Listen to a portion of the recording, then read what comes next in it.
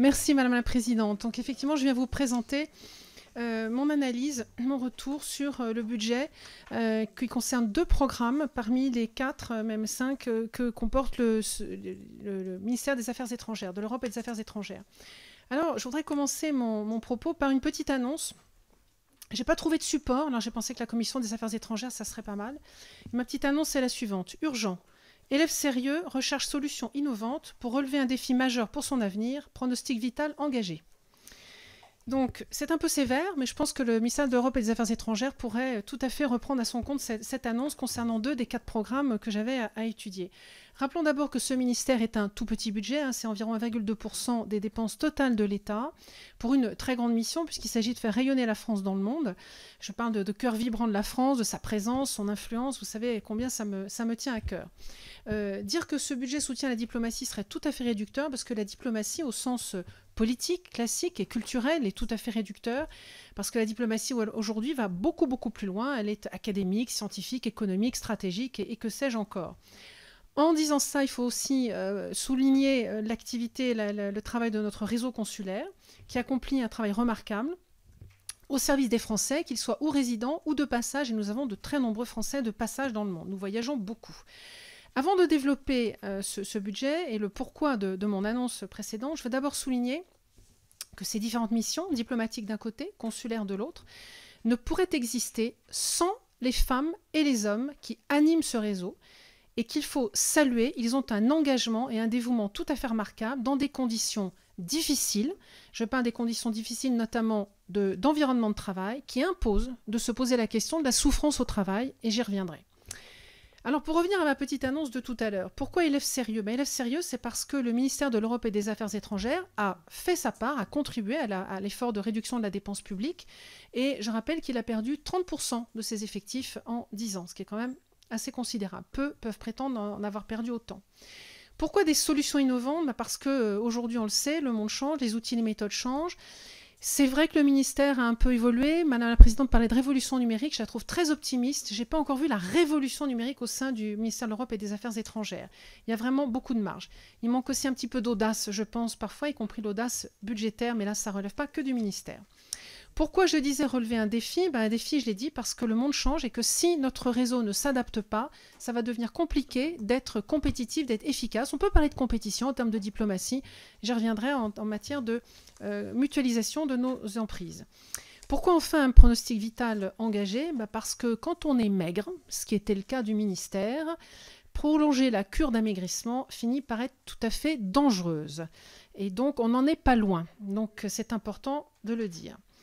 Ce rapport va aller au-delà de la simple analyse comptable, d'autant que, voilà, je voudrais commencer par quelques mots sur ce budget en lui-même. La difficulté, c'est quand on prend les chiffres qui nous sont donnés, et si on les compare à l'année dernière, on se dit « Ouh là là, plus 50% par là, moins 20% par là », c'est des proportions absolument énormes.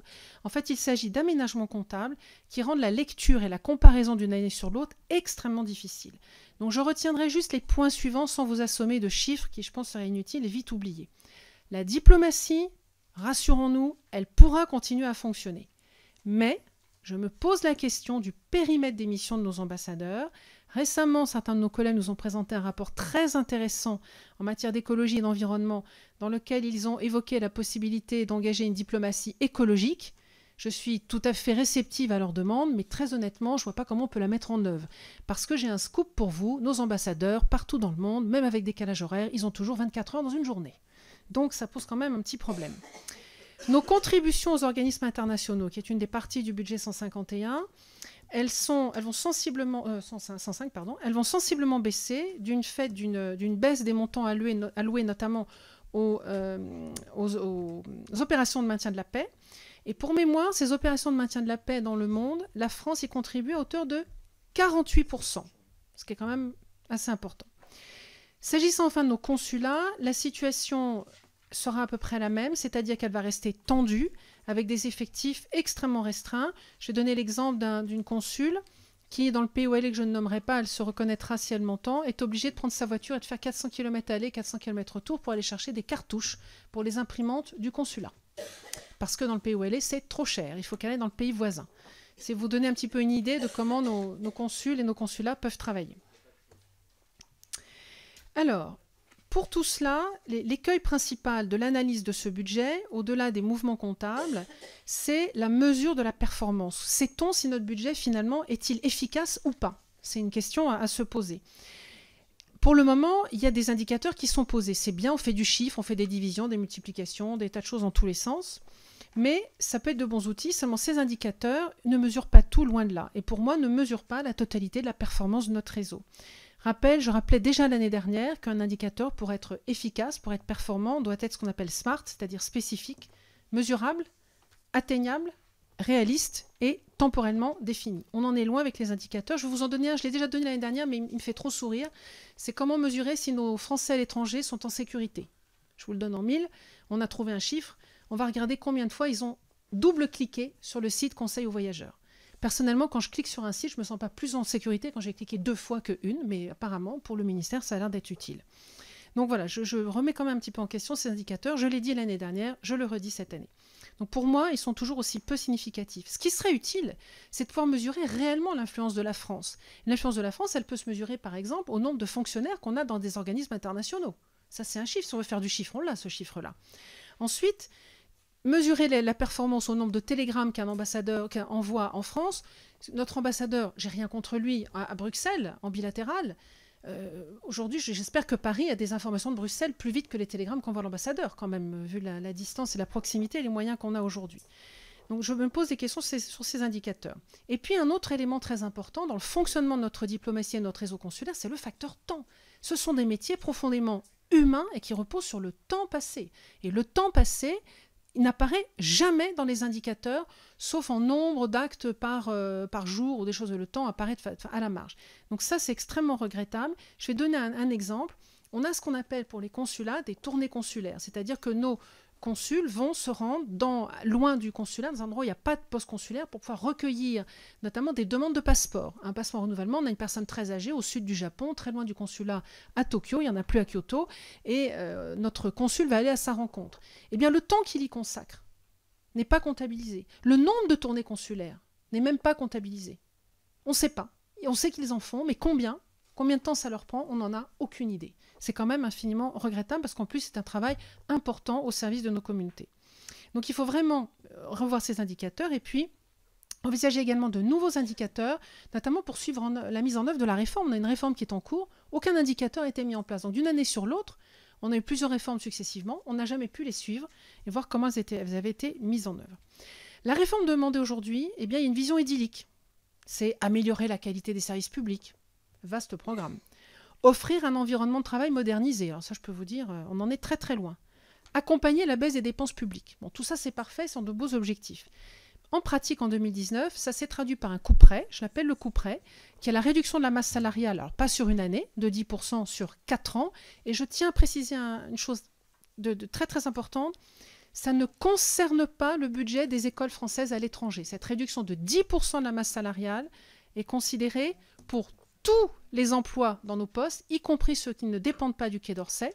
Ça fait à peu près 75% d'emplois au Quai d'Orsay, 25% pour d'autres ministères, et ça ne concerne absolument pas les écoles françaises à l'étranger. Je pense que Frédéric Petit y reviendra.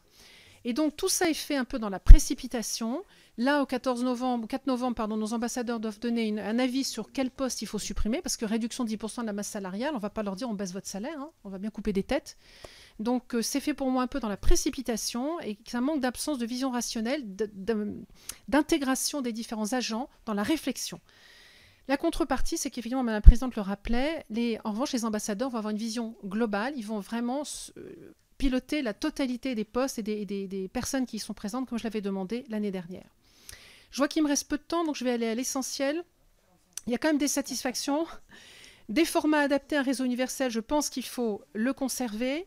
Les bureaux de France, un système qui est tout à fait intéressant, des progrès indéniables en matière de services consulaires, mais encore une fois, des outils qui manquent de performance. La durée de vie moyenne de nos outils informatiques dans nos consulats, je dis bien moyenne, c'est-à-dire qu'il y a plus âgés et plus jeunes, c'est 12 ans. Qui chez soi, qui d'entre vous a un logiciel qui date de 12 années? On ne doit pas être nombreux à avoir ça chez nous. Donc c'est vous dire, la souffrance au travail, j'en parlais tout à l'heure, elle est tout à fait considérable. L'avenir, c'est pour moi de repenser la diplomatie, revoir le périmètre, car quand on est à l'os, il y a bien un moment, il va falloir se séparer de certaines missions. et recentrer sans doute sur l'humain, sur la politique, sur l'économique, et se poser peut-être la question du reste des missions. Faire plus souvent appel à des acteurs privés, envisager la mutualisation avec l'exemple des fonctions support, ce qui a été fait cette année, mais on peut peut-être aller plus loin. Par exemple, on peut se poser la question, il y a parfois, on se marche un petit peu sur les pieds en matière de diplomatie économique avec le Bercy. Il faut peut-être réfléchir à une meilleure articulation. Avec un recours plus fréquent à des employés de droit local, ça peut être dépendant des pays où ça coûte plus cher, mais des pays où ça coûte moins cher. Il faut juste savoir que la France a à peu près 46% d'employés de droit local dans ses représentations diplomatiques et consulaires. Nos petits voisins allemands et britanniques en ont 60%. Récemment, je rencontrais un ambassadeur, en l'occurrence d'Indonésie. La personne qui l'accompagnait dans sa mission était un Français. Donc, on a tout à fait la possibilité d'avoir recours à des employés de la nationalité locale ou des Français employés localement pour remplir des missions. D'ailleurs, au-delà de ça, la notion de statut d'expatrié en Europe, elle pose quand même un peu question. Pourquoi faut-il s'expatrier au sein de l'Union européenne? Il y a quelque chose que je ne comprends pas. Bien, on est un grand ensemble auquel on appartient et on s'expatrie quand on en sort. Mais quand on en est à l'intérieur, je ne vois pas encore on est expatrié quand on est en Allemagne et qu'on vient de France. Repenser les services consulaires en prenant en compte le temps passé, en rénovant les outils informatiques, en préservant une fonction que j'ai appelée la place du village. La place du village, c'est l'endroit, le consulat. Sachez qu'il y a quelques années, c'était vraiment un endroit où on se retrouvait. On y allait sans rendez-vous. On aimait bien, on y retrouvait des gens qu'on n'avait pas vus depuis longtemps. C'était vraiment une place du village. Aujourd'hui, un consulat, pour des raisons d'efficacité, on prend rendez-vous. Donc on ne peut plus rencontrer par hasard quelqu'un qu'on connaissait. Donc on a perdu cette fonction place du village. C'est un peu regrettable. Et puis, conserver les essentiels, les passeports, l'aide sociale, la place du village, les visas. Améliorer les conditions de travail, j'en ai dit un mot. Et enfin, améliorer peut-être la visibilité de notre réseau, qui est très importante. Je ne suis pas sûre que vous tous qui êtes peut-être des députés nationaux, connaissez bien ce qui se passe dans nos postes consulaires, dans nos postes diplomatiques, à quel point cette présence française est essentielle, à quel point ces gens contribuent à faire vibrer le mot France dans l'esprit des personnes qui nous reçoivent. Et c'est important parce que quand à un moment ou à un autre, on a dans une organisation internationale besoin de partenariat, de développer des appuis, c'est le travail qui a été fait en amont, un petit travail de fourmi accumulé au cours du temps qui permet d'avoir le miel de notre réussite sur la scène internationale. Globalement, ce budget est un budget qui, malgré tout, a été maintenu. Je donne des pistes d'amélioration. Je vois bien qu'il y a une volonté d'améliorer les choses. Très honnêtement, ils font ce qu'ils peuvent avec le peu qu'ils ont. Mais le problème n'est pas tant au Quai d'Orsay, à part les choses que j'ai soulignées, mais plus sur le plan budgétaire. On est dans un budget contraint, on le sait. Le budget du Quai d'Orsay, il prend sa part. Mais là, il va falloir quand même réfléchir à comment on peut aller plus loin. Voilà, je vous remercie. Concernant plusieurs d'entre vous, on souligne, alors effectivement, Maurice Leroy le disait, oui, j'ai un rapport un peu piquant, un peu mordant. C'est vrai, je le reconnais tout à fait. Je n'ai pas l'habitude de manier la langue de bois.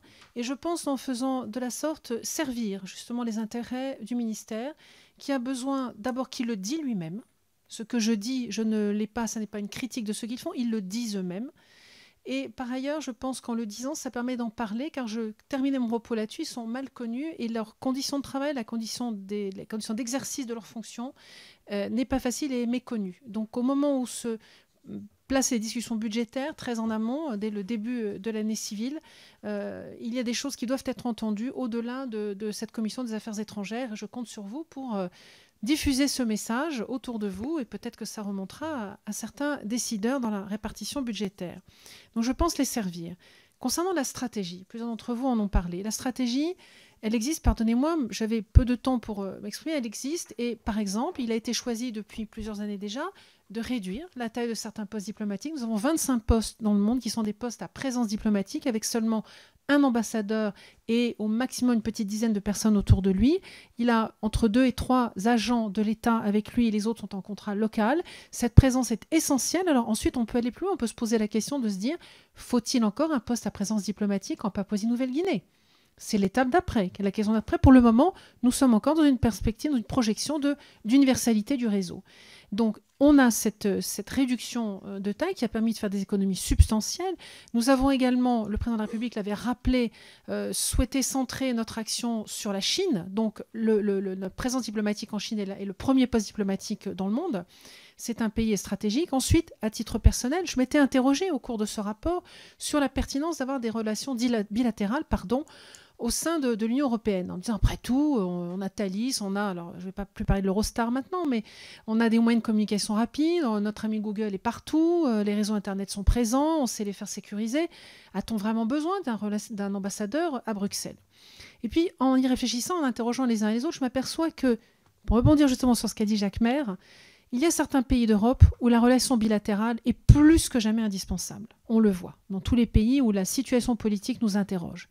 On ne peut pas dire à certains « Ah bah toi, ta situation politique, elle va bien, donc je t'enlève de là, et puis toi, tu vas moins bien. » Non, on a besoin d'être présent partout, donc on ne peut pas remettre en question, me semble-t-il, notre présence bilatérale en Union européenne.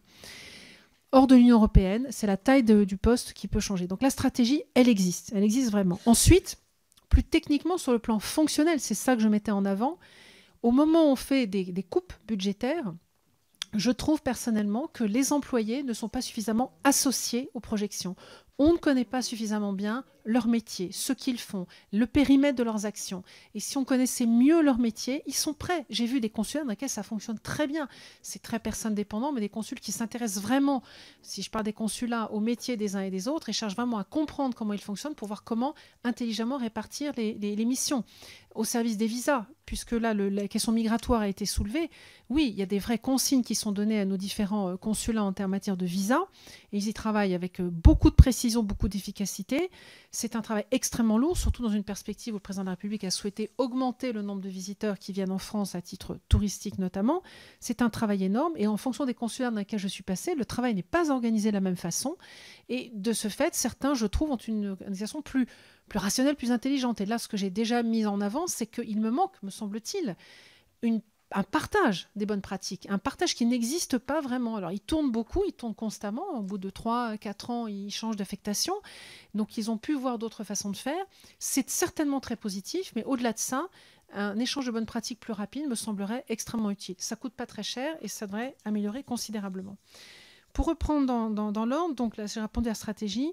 L'AFD n'est pas du tout dans mon champ d'études, n'est pas du tout dans ces deux projets, donc je ne peux pas trop y répondre, mais je vais quand même la citer pour répondre à la question de mon collègue Meyer Habib sur le staff.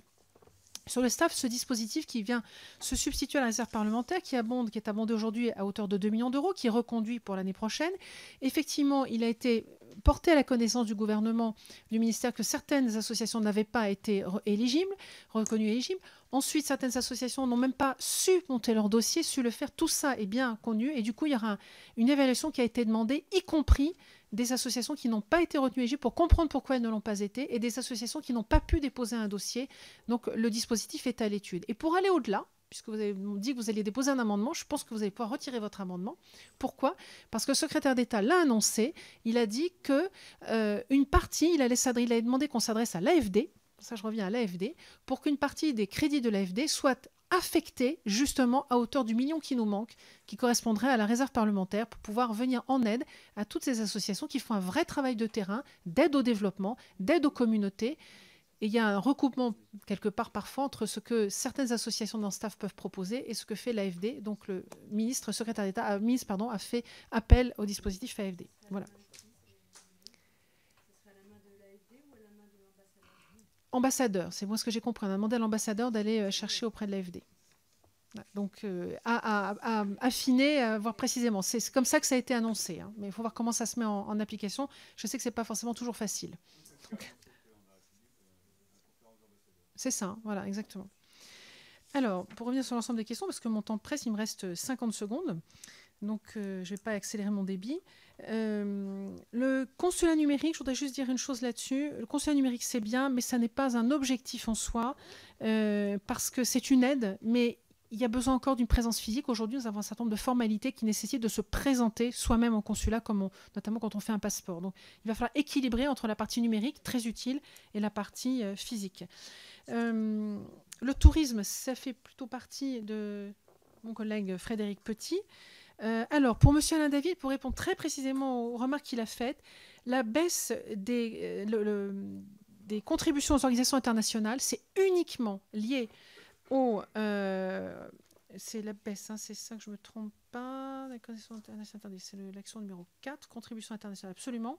C'est uniquement lié à la baisse des budgets des opérations de maintien de la paix. Ce n'est pas de notre fait, ce n'est pas nous qui avons décidé brutalement. D'ailleurs, on ne pourrait pas le faire. Hein. Ce sont des budgets qui sont décidés en amont. Donc, ce n'est pas nous qui avons brutalement décidé de baisser notre contribution, c'est le budget des opérations de maintien de la paix qui a été diminué. Donc, c'est en ce sens qu'il faut le comprendre. Ensuite, les actions européennes, ça n'a rien à voir non plus, c'est qui ont augmenté. C'est le budget du Conseil de l'Europe qui a augmenté. Et de ce fait, nous sommes obligés, contraints d'augmenter le budget. Donc, ce n'est pas non plus une décision brutalement sortie de notre chapeau. Et enfin, les dernières questions. Alors, Jean-Paul Lecoq qui regrette la gestion comptable, qui n'accepte pas la fortune dépensée au G7. Ben là, c'est effectivement un choix politique et que moi, je soutiens de contribuer au G7. Je pense que cette organisation, elle a ses limites, effectivement. C'est plus et c'est moins, mais je pense qu'elle reste extrêmement importante pour l'équilibre de la paix dans le monde, malgré tous les défis. Oui, mais 24 millions. Au total, si tu fais le total, c'est 12 plus 24. Cette année, 24, oui, absolument. C'est cher, mais c'est cher d'organiser un événement de ce type-là. Hein. C'est pas simple. Alors, les préconisations pour les consulats demandées par mon collègue Christophe Négelen, les consulats, ils sont, je dois dire que moi j'ai rencontré au Quai d'Orsay et à la fois en centrale et localement des gens qui sont ingénieux, qui ont de bonnes idées, qui vraiment savent faire avec le peu qu'ils ont. Je pense par exemple au directeur des services informatiques qui est au Quai d'Orsay, qui est quelqu'un de tout à fait remarquable. Il y a vraiment des gens qui réfléchissent intelligemment. Reste à mettre ensuite ce partage des pratiques à l'œuvre. Voilà ce que je peux dire. Et puis la diplomatie écologique pour mon collègue Jean-Michel Clément, j'en ai parlé tout à l'heure. Oui, je pense que certains de nos ambassadeurs le font déjà. Ils n'ont pas attendu qu'on leur donne les indications pour le faire. Je pense c'était, je ne sais même plus dans quel pays j'étais. Je vois encore visiter une unité de panneaux solaires sur un lac mis en œuvre par une société française. Donc, et c'est l'ambassadeur qui avait accompagné ce projet. Donc, il y a vraiment un accompagnement de nos ambassadeurs autour de la dimension écologique et du risque écologique, du danger écologique qui menace notre planète. Nul doute. Maintenant, il faudra ensuite leur donner plus de moyens pour être plus efficaces, notamment en termes de formation et d'outils. Nul doute que le Quai d'Orsay saura les leur donner. Donc, un budget mordant, mais un budget franc. Et que je soutiens par ailleurs parce que je tiens à saluer le fait que notre ministre l'a malgré tout défendu contre les assauts d'un ministère des Finances qui aurait bien aimé lui couper un peu plus les ailes. Je vous remercie.